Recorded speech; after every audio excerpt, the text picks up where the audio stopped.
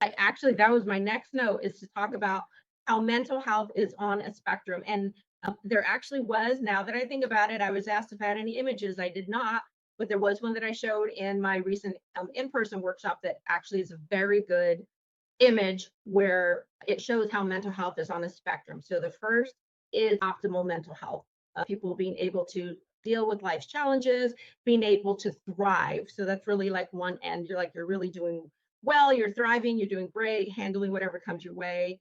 The next step is like that warning zone, something you're not quite yourself, you're having a little bit of difficulties, you're just cutting into a few challenges.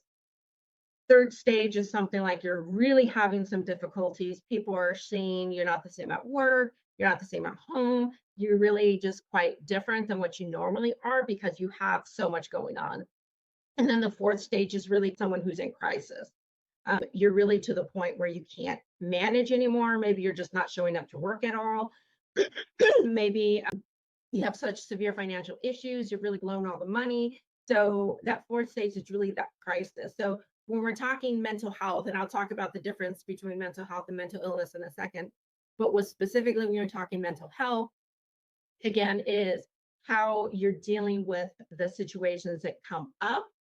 And we want to be able to learn skills to deal with those in a healthy way so that you don't get to that crisis stage. So it is very much a continuum.